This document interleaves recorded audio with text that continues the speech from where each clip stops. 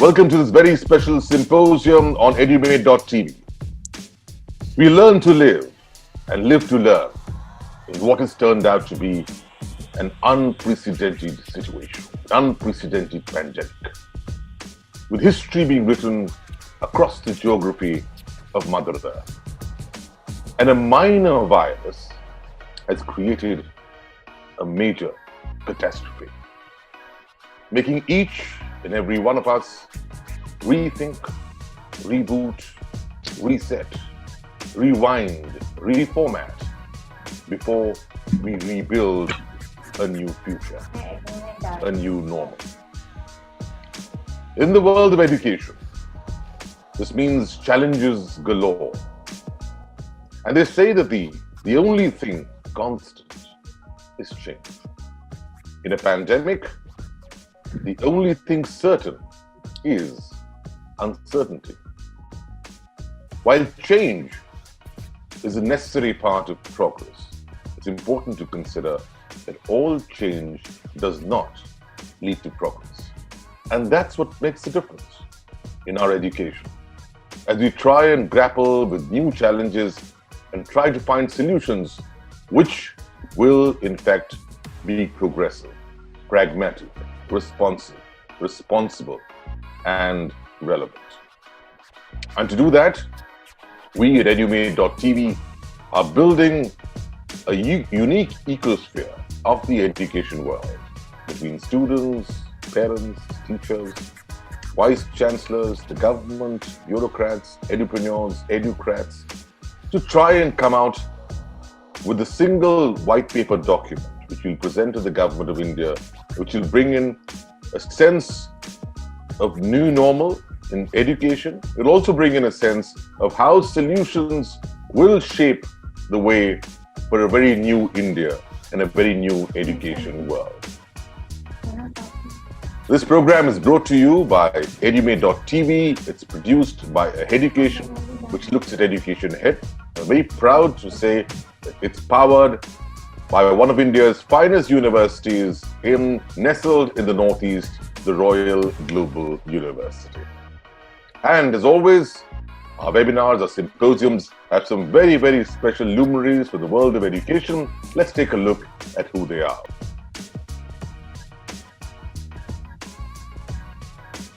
And the new normal becomes new almost every single day, and it teaches us something new. But something that's been new now for a while and accepted, it has been the need for a hybrid education in this country, in fact, across the world. And hybrid education has got several names. It's been said to be blended, it's been said to be phygital, which is a mixture of physical and well as online. But by and large, it is something that is evolutive. Now, at Royal Global University, who were one of the first and the pioneers to start off the online education in the Northeast of the world, have taken some very, very interesting, innovative, and inspiring steps towards the new normal. So let's get Dr. S.P. Singh to talk us through what is the new in the new normal of the RGU. Over to you, sir. From the 23rd March itself, or maybe prior to that, we started online classes, and we have learned many things in the last 3.5 months. And students in huge number and in a good mode of hybrid education, good mode of online education, they have attended classes and they have appeared for the online examination also. That was a class test, and 97-98% of the students appeared for the class test. So it was very, very good part from the Royal Global University that we could do continue education of the students, because we were very concerned about their year loss, and we were very concerned about that they should continue, because the basic objective is not examination and teaching them by any mode, but basic concern was that a student during this pandemic time should be mentally alert, should be physically healthy, as well as they should be continuously doing something in the direction of getting right kind of education. Now, as we say in the new time, post-COVID time, we are going to have a hybrid system, because we have learned many things and we have understood the importance. And I would say personally that I really enjoyed teaching online, but not all the subjects, but most of the subjects we could teach online. and the students were also comfortable. So we are going to have some blended form once the university will reopen. And that can be of any kind. That can be rotation model, that can be flex model, that can be self-blended model, that can be other enriching models. So there are 5-7 models being told by different people in the world, and this is going on from a long time. If the student and the parents are just thinking in terms of that a student will be sitting at home, so I would say the importance of education is not limited to sharing of knowledge or sharing of any subject or maybe concepts or maybe any mathematical calculations. Basically, it is obviously that we will be giving them a social platform where they socialize, they learn new things, they change their attitude, their behavior has been tuned, behavioral science has been taught, and the students are ready to face the world. That probably will be difficult online in the online mode. Therefore, blended is the new normal. Learning has to be a process across every single strata, across every single age of life. And I commend you for starting with that, Dr. Singh. Thank you for saying that. It encourages all of us, to keep learning, and that's so important. Dr. Gurugoyen, what have been your learnings? I mean, COVID has thrown open a unique set of challenges, but it's also thrown open a unique set of opportunities. The pandemic also has its positive, aspects, if I can say that way. That it has brought to the fore the possibilities and the potentialities of the alternate mode of learning, teaching learning. In fact, if I recall, the government of India, way back in 2017, much before the pandemic has started, if I remember again, 2017, December 31st was the deadline set by the MHRD to all the universities of the country, government universities, to have the digital platforms like Swayam Prabha, e-Pathshala, e-Yantra, NPTEL, everything in place. It was very apparent that the country has no dearth of, infrastructure and resource to switch to the digital mode. Going from the classroom direct face-to-face teaching to the digital mode is not a shift of technology, as I said last time, but it is also a shift of culture. So and culture, mindset. And definitely mindset and culture go together, and it takes time. So therefore, now when we have the digital infrastructure, by and large okay, but then in a country as large as India, I think you can never be 100%. It will take some time. For a country like India, as vast and as diverse, you cannot have one set of teaching learning contents. So it has to be contextualized, whatever has been developed centrally, and it is to that extent, the faculties of the universities and the schools have to again embark upon a new journey. So this is what I feel, that this is a very open road, a new journey ahead, and we have to really come to this new normal. Let's first start with Sushil Tripathi ji, and let us understand how has your experiences been molded over these last 60 days. It's been a journey which has had different rules, different learnings for different people. What have been yours, sir? Last 60 days, of course, most of us have been confined to our homes due to lockdown in most parts. But I would go back to the subject of e-learning and hybrid learning. You see, we have come a long way from the time when we had correspondence courses at universities and also for classes 10 and 12. And the experience of those correspondence courses was not very happy. The results used to be quite dismal. And then there were some changes brought about, and we had School of Open Learning for up to class 12, and we had Indira Gandhi Open University, which brought in new technology, new methods, new curriculum, new ways of communication, and improvements were brought about all around in all states, all universities. We had started this work and started first from the IITs, the technical institutions and the management institutions, which developed curriculum and which were more techno-savvy, and also the teachers were more prepared to take it up, and they had the students also more mature students who could understand and it started from there. And then, of course, it has spread all over. All the universities, all the engineering institutions, and all colleges are trying to adopt it. But of course, when we have a virtual classroom, then I think we should be careful that it should be a two-way communication. We have to see that infrastructure at the end of the communicator, the transmission infrastructure and the reception infrastructure, they are all of high quality and there are no glitches.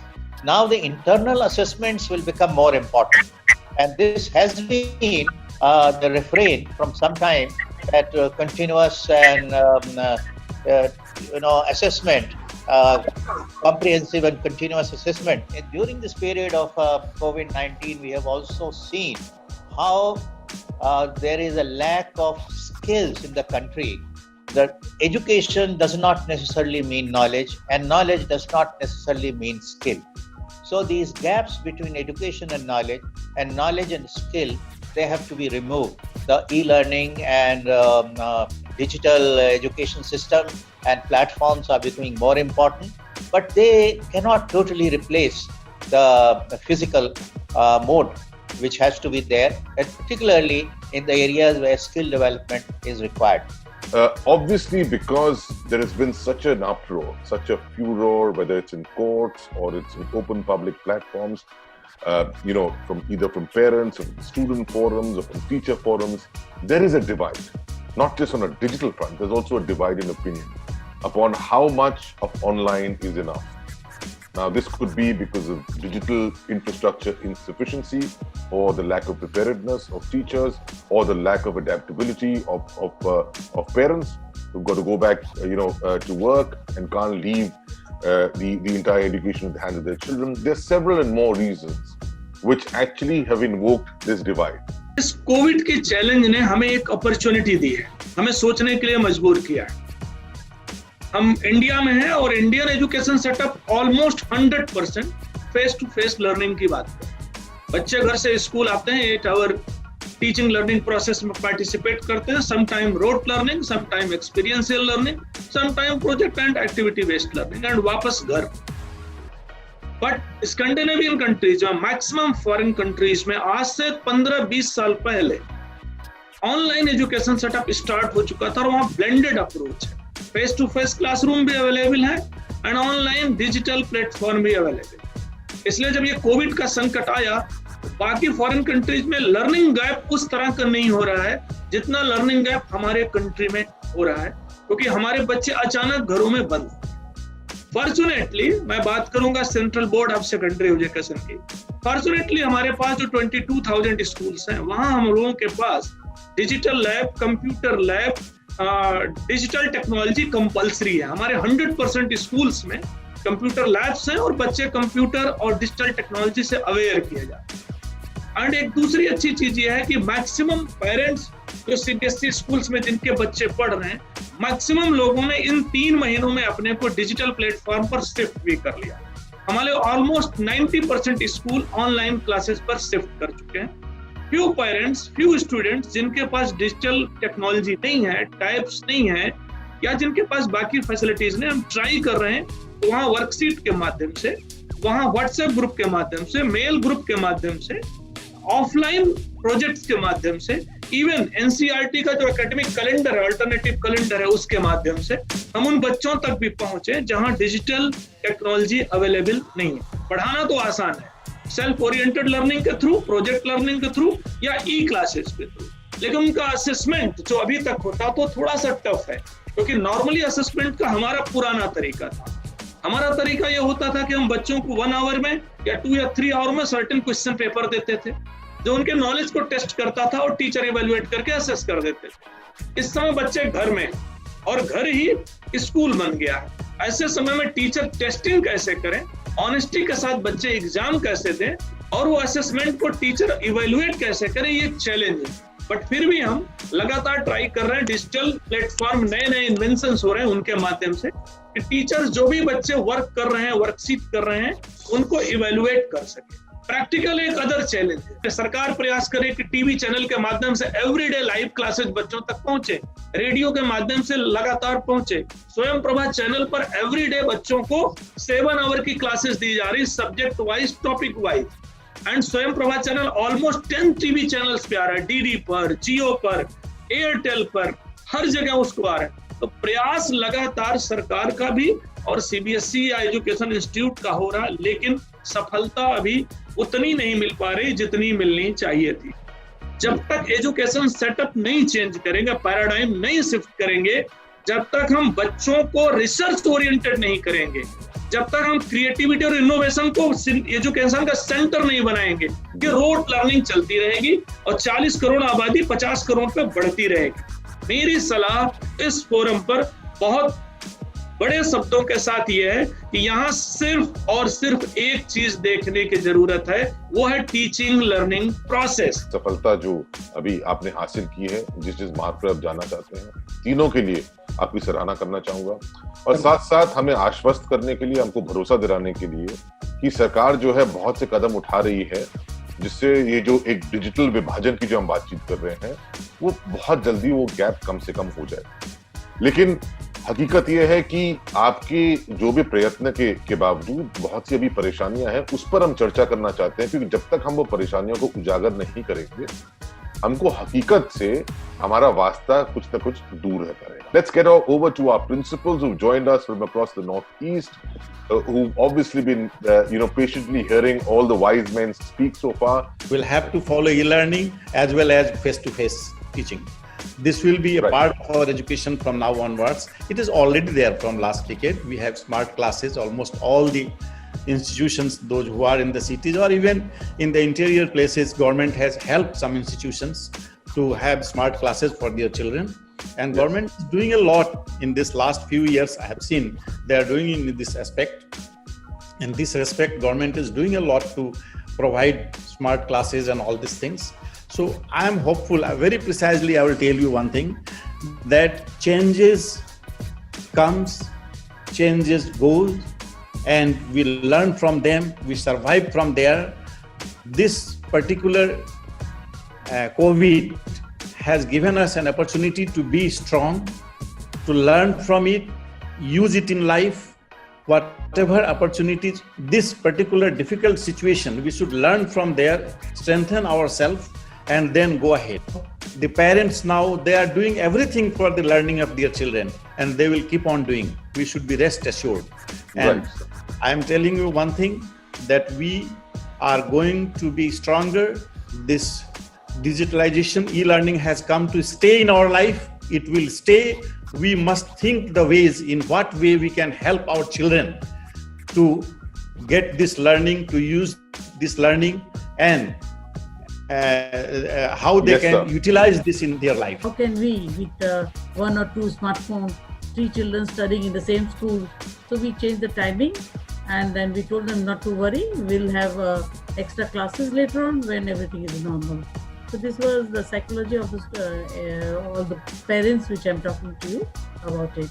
But what I feel is this type of hybrid learning should be there always for the lifelong.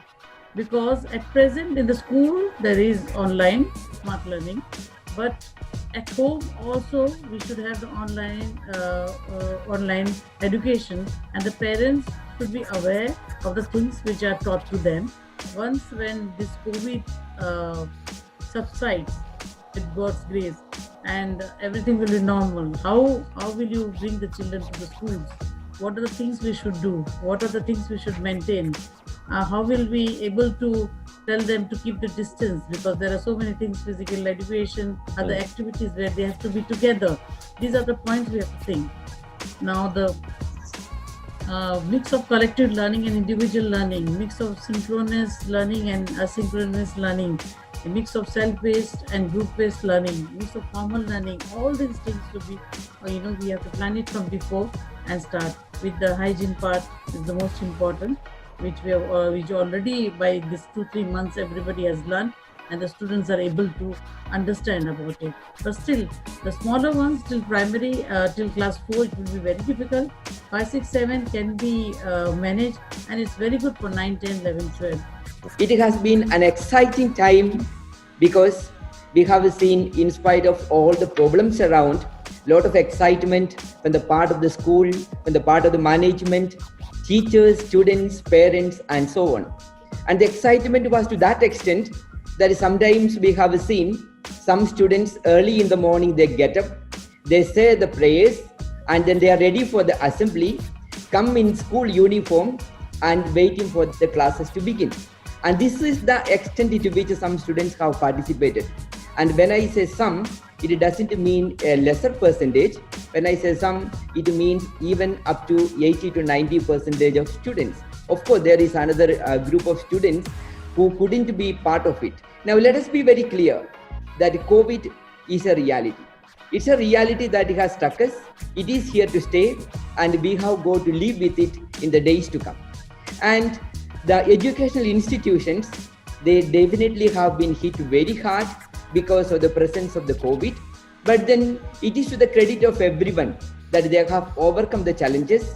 Teachers, students, and parents, they have lived up to the expectation, and they have, to a great extent, they have bridged the gap, and learning has been happening in many ways. I feel the teachers also have been COVID warriors, the teaching community, because when the whole lockdown started, it came as a bolt from a blue. No one expected it to happen. And then immediately, teachers and everyone, they gathered together all that was available. And then they, a school like ours, we hardly got 10 days to begin the whole process of online learning. And then we started it on 26th of March. And then, the whole learning happened all on a sudden. And teachers have contributed, and they have lived up to the expectation. And I feel that even in the days to come, our students and our country is in safe hands because of the hard work that is put in by lots of teachers. We have come together so far, and it has been very, very successful, I should say, even though we have our limitations with lots of people, some parts of our state not being having net connectivity. Those kind of issues are there. The issue of having 2 or more children in the school and having to go online at the same time, supervise the work. These are the issues that the parents are facing. But we have been educating them and speaking to them, counseling them about the need for them to be able to make adjustments, make room for the children to learn online, because the situation demands for us to rise to the occasion. So this is how we have been working hand in hand with the teachers, commitment level going up another notch, and they have been very, very accommodating of the parents' queries and complaints, and the good and the bad. We're learning to take it all together. All schools should be able to balance out the holistic education in terms of having to put in both the academics and the other things that I've just cited about the core curricular, the extracurricular, the career orientation, the other competitions and other exposures and platforms that our students need to be given. So with online coming in, we can go for knowledge-based learning for the students to learn at home with the help of and the supervision of the parents, and combining that when they come physically, when things let up, when they come back to classroom, more of interaction, more of clearing of doubts can take place, and more of social skills being developed amongst the school students. I think that is how we should move up. The question is that even when the problems are there, if you're able to be positive, the only one way you can do that is by providing solutions. We'll come back in just a moment after a quick break to discuss solutions with all our panelists. Stay with us. Royal Global University is your window to the world. See the transition in you through innovative pedagogy, state-of-the-art facilities, and experienced faculty. The leading university of Northeast India, we handhold you to stay inspired throughout your journey. Your intellect combined with our tutelage will pave a purpose to ideate and innovate. Spread across 27 acres, all schools are equipped with the finest state-of-the-art infrastructure. At Royal Global University, Guwahati, we nurture global citizens. Our placement support ensures quality career and a secured future. You dream, we deliver.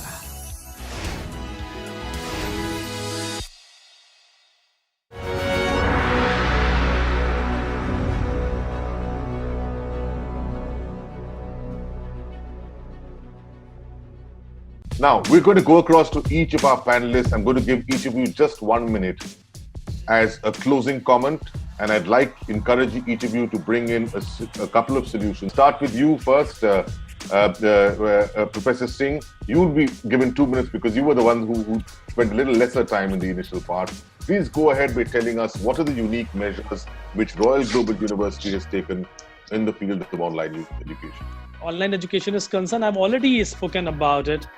For the hybrid education, in the time when we are going to have post-COVID or maybe new normal, once we live with COVID and we have some kind of issues with respect to social distancing and other things, I think it's going to be a very challenging time. And for Royal Global University, the problem will not be much, in my opinion, because most of the students and their families, they are having all the required physical infrastructure for hybrid education. And we at Royal Global University, our teachers are being well groomed and trained for hybrid education. And they are very, very competent. I would say this 80-90 days have given them enough opportunity to learn. They have attended many webinars. So these teachers are trained, infrastructure is there, infrastructure there at the university level, infrastructure is available. So, I think by and large, I would say that it is going to be a very, very easy thing for me, and we can blend it in a manner so that we can have morning classes and evening students are studying at home few subjects. Whatever subjects is possible for us to teach online, we will teach those subjects online.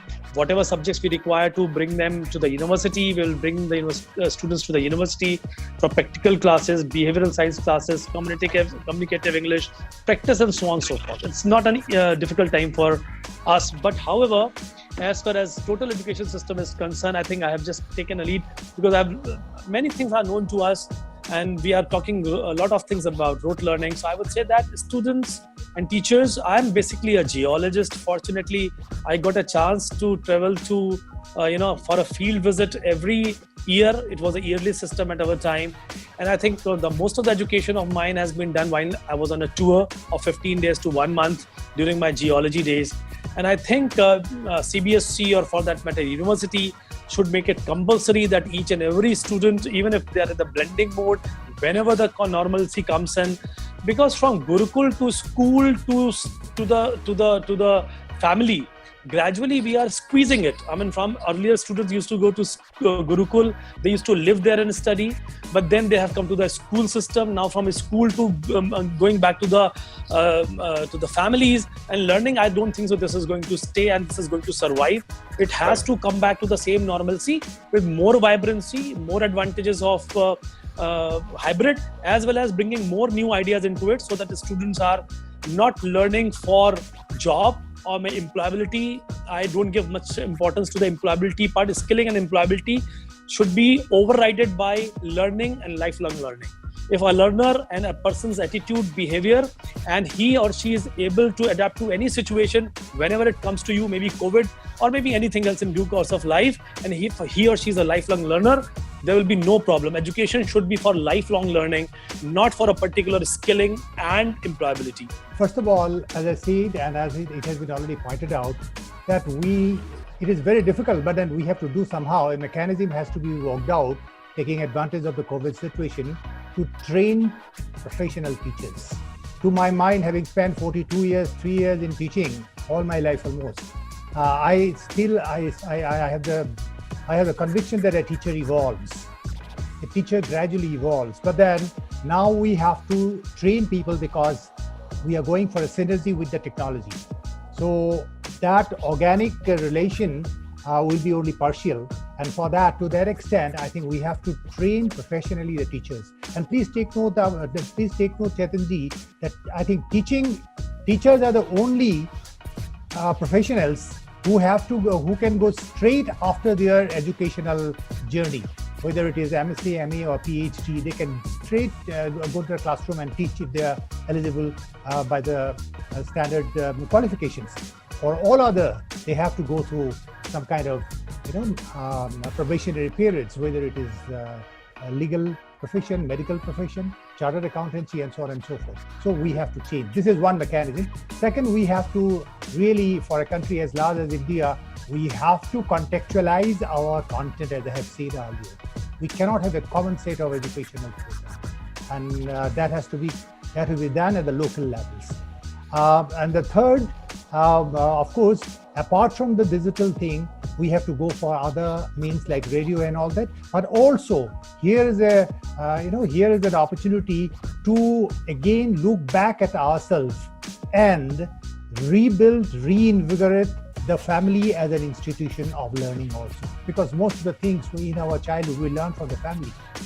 So these are larger issues, and we have to do that. And as Anurag Tripathi ji has very rightly mentioned, it is time we should take the classroom out of the classroom so that the joy of learning can be there. 3 important चीजें online classes को लेकर के बोली. Number 1, trend your teachers. आप अपने teachers की capacity बढ़ाइए, उन्हें ट्रेंड करिए. ऑनलाइन ऑफलाइन डिफरेंट माध्यम से डिफरेंट पेडागोजी में उनको ट्रेंड करिए. Number 2, involve your parents as a supervisor. आपके घर स्कूल हो गए हैं, आपके पेरेंट्स सुपरवाइज करें कि बच्चा वो लर्निंग आउटकम ले रहा है कि नहीं और स्कूल द्वारा दिए गए असाइनमेंट को पूरा कर रहा है कि नहीं. And third, assign projects to all students for real assessment. आप रोट लर्निंग के क्वेश्चन और जो आपके क्वेश्चन पे आंसर लेते हैं तो उसको छोड़ दीजिए. आप शिफ्ट करिए प्रोजेक्ट बेस्ड असेसमेंट पे, क्योंकि project based assessment self oriented learning, innovativeness, creativeness को पाने का बेस्ट तरीका है. These are the 3 suggestions. Teachers should be the facilitators and guide, not to be a teacher in teaching A to Z. They have to be the facilitator only. Blended and hybrid education is here to stay as the best form of education, and government and NGOs to help in making these smartphones or the laptops a little cheaper, or some discounts to be given to the students. The basic difference, the primary difference between classroom learning and e-learning is कि हम रसगुल्ला तो e-learning में कह सकते हैं, लेकिन उसके test को हम e-learning में नहीं बता सकते हैं. Different tastes of rasgulla sweets you can get only by testing it, और ये available आपको skill learning जो मिलेगी क्लासरूम में उसी से होगी. You can get only from there. So e-learning cannot be an alternative to this, and COVID I hope will end. E-learning with classroom learning can make a whole man, because education is the process of preparing a whole man. Internet facility, I think that is the first step towards a blended learning which can become more effective. Secondly, CBSE has actually brought out a notification, or rather a kind of circular, maybe a month back, asking schools to educate the parents and let the parents become the teachers for the students at home. And I think that is a very important instruction from the board, that the parents themselves should become teachers. And at any point of time, whenever blended learning happens, parents should be there to motivate them, to look after them, and also parents should help the students to learn the things the way that is expected. First off, because everything hangs on the educators at the moment, and back home, it's also the parents who have to monitor and see that they are supervising the children's work, which has already been told. And thirdly, I also feel that school management officers and all should also be equipped and trained to monitor as well as to assess and evaluate how the online classes are going on. So a mechanism for that also should come up, I feel. I often say that we've been hit by a pandemic. It's called the Big C, COVID. And to address the Big C, in the words of all our speakers, if I have to wrap it up, you need 3 C's. You've got to be collective, you've got to be corrective, and you've got to be creative. So thank you for choosing that and that path of progress. And as I always say to end off, to better educate, you'd better educate.